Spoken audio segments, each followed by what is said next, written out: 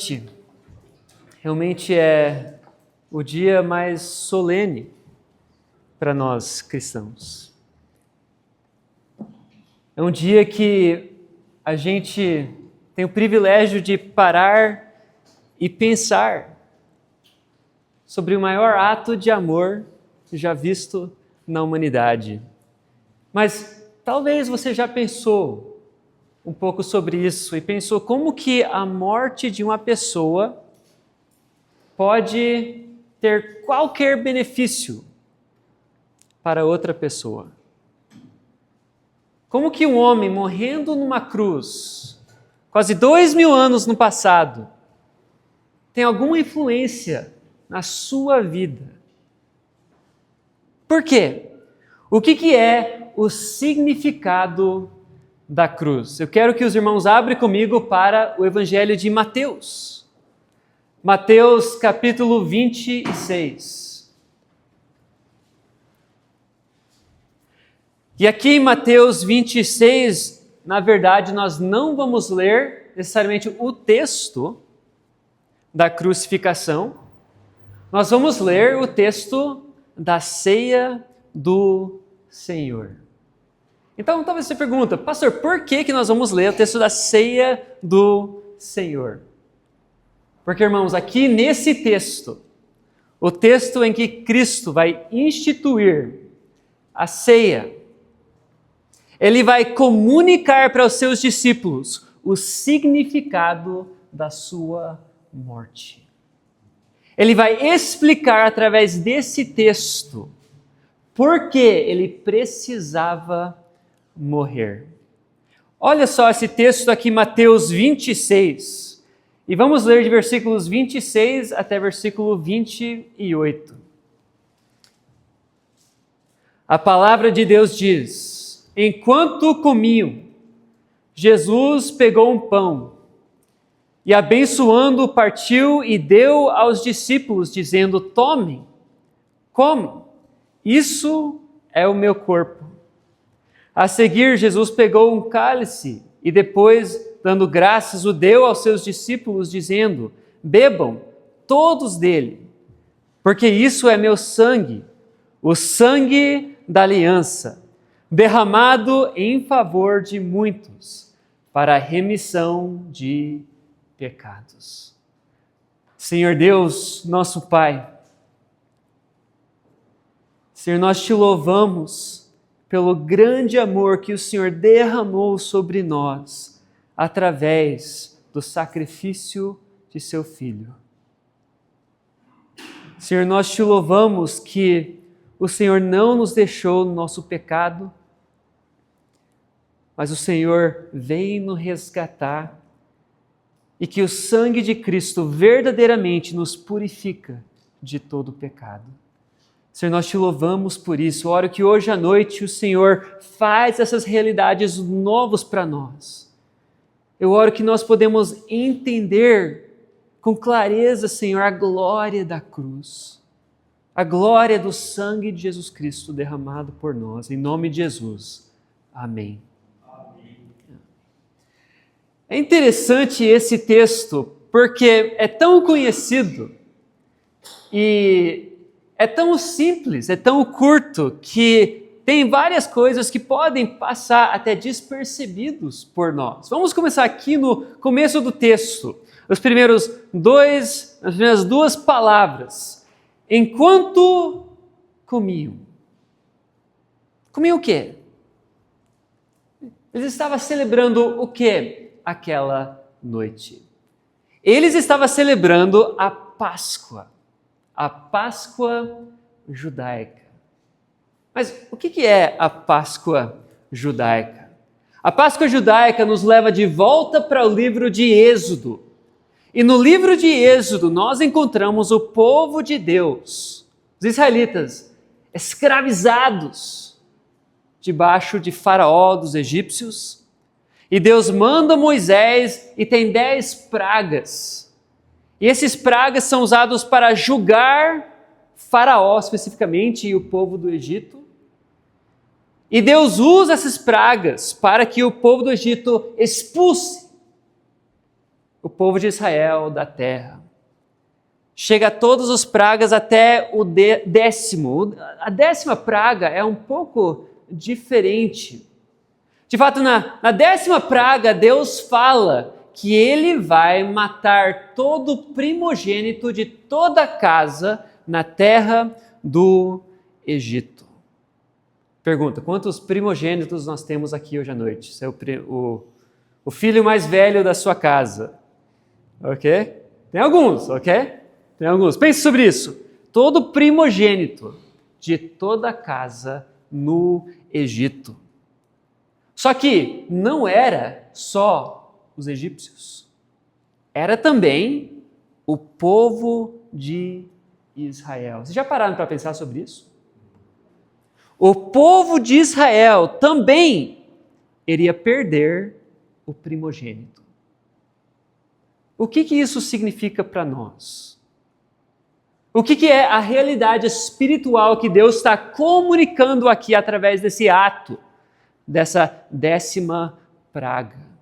Deus está comunicando o seguinte: não importa quem você é, não importa quem é seus pais, não importa o que você já fez, todo pecador merece a morte. A consequência de pecado é a morte. Deus é completamente justo. E desde o começo da Bíblia, nós vemos que a condenação de pecado é a morte. Não importa se você era um filho de Israel, se você era um egípcio, se era o filho de Faraó, todos iriam morrer.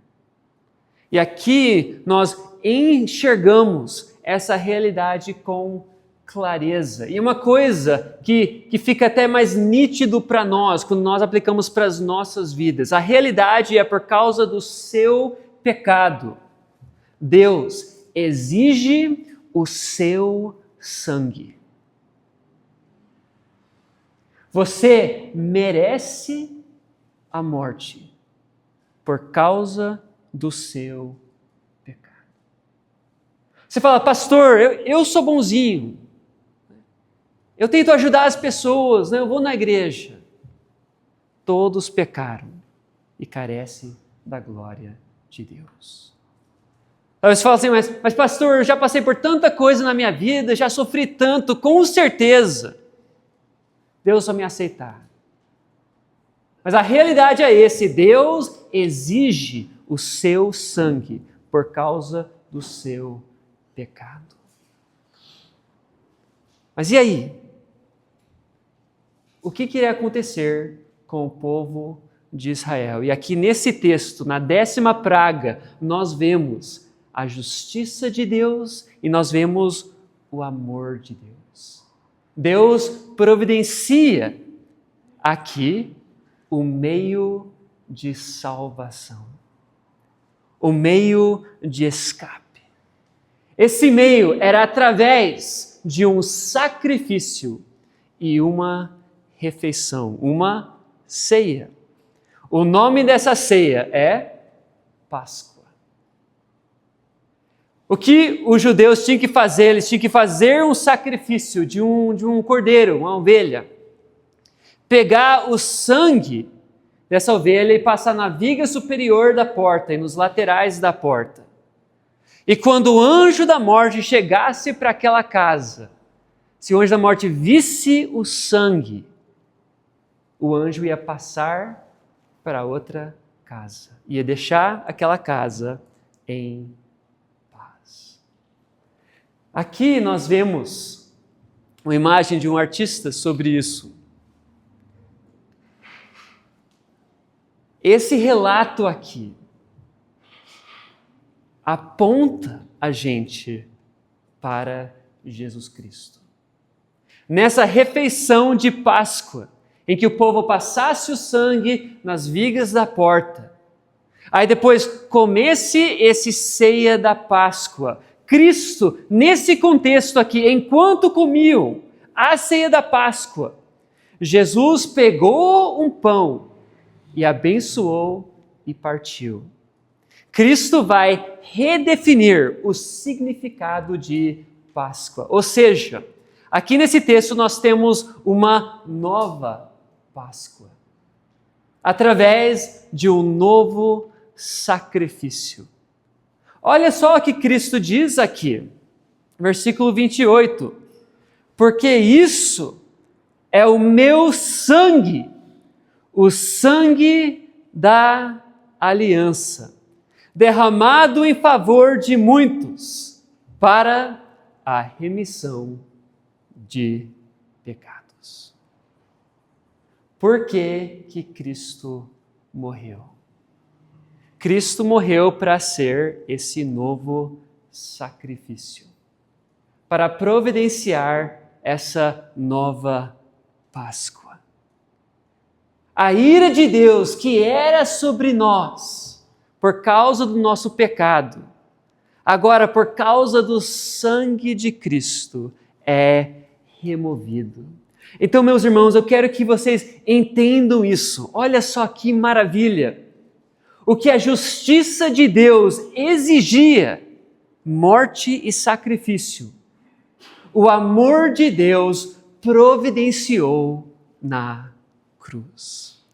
Na cruz nós vemos a junção de duas coisas que parecem incompatíveis. Nós vemos a união da justiça de Deus, a santidade de Deus e o amor. E Cristo toma o seu lugar. O sangue que você merecia entregar, Cristo derramou por você. Isso é o significado da cruz. Mas é interessante porque esse texto não só para aí, esse texto que Cristo aqui está instituindo a ceia do Senhor também vai acrescentar outro elemento desse narrativa do Êxodo. Cristo vai falar o seguinte, versículo 28, porque isso é o meu sangue, o sangue da aliança. O sangue da aliança. Quando o povo de Israel saíram do Egito, atravessaram o Mar Vermelho e encontraram com Deus no Monte Sinai. E no Monte Sinai eles fizeram uma aliança com Deus e Deus formou um novo povo, uma nova família. E o texto diz que Moisés pegou o sangue da oferta, aspergiu o povo e diz: esse é o sangue da aliança. E o que Cristo faz? No dia antes da sua morte, ele pega o cálice, representando o seu sangue. Ele fala: esse sangue que eu vou derramar na cruz do Calvário, é o sangue da nova aliança. Ou seja, na cruz de Cristo, na sangue de Cristo, não é só que nossos pecados são perdoados, mas nós somos realmente reconciliados com Deus e feitos parte da sua família.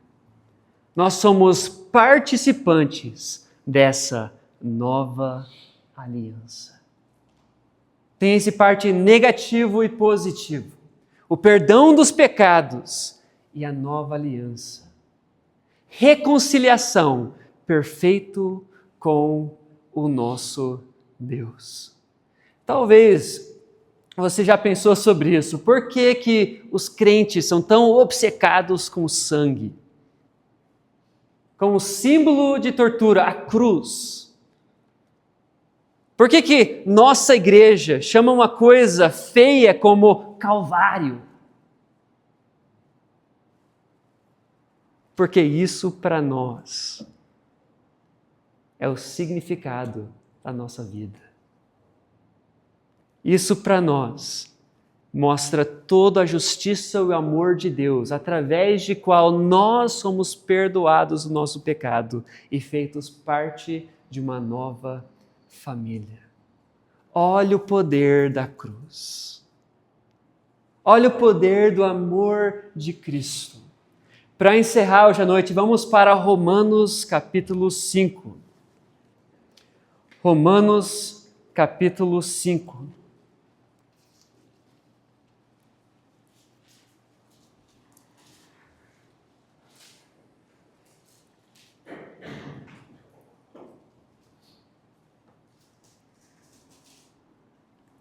Versículo 8. Mas Deus prova o seu próprio amor para conosco, pelo fato de Cristo ter morrido por nós, quando ainda éramos pecadores. Versículo 9. Logo, muito mais agora, sendo justificados pelo seu sangue, seremos por ele salvos da ira. Olha essa parte negativa. O parte em que a ira de Deus estava sobre nós. Ele exige o nosso sangue, mas por causa do sangue de Cristo nós somos salvos da ira de Deus. Versículo 10. Porque se nós, quando inimigos, fomos reconciliados com Deus, mediante a morte do seu Filho, muito mais, estando já reconciliados, seremos salvos pela sua vida. Olha, você vê esses dois lados, salvo da ira, reconciliados, feitos partes da família. E aqui o apóstolo Paulo faz uma coisa que aqueles dois textos do Velho Testamento que foi lido hoje à noite também faz. Quase todo texto profético que fala sobre a morte de Cristo dá uma dica para nós do que vai acontecer.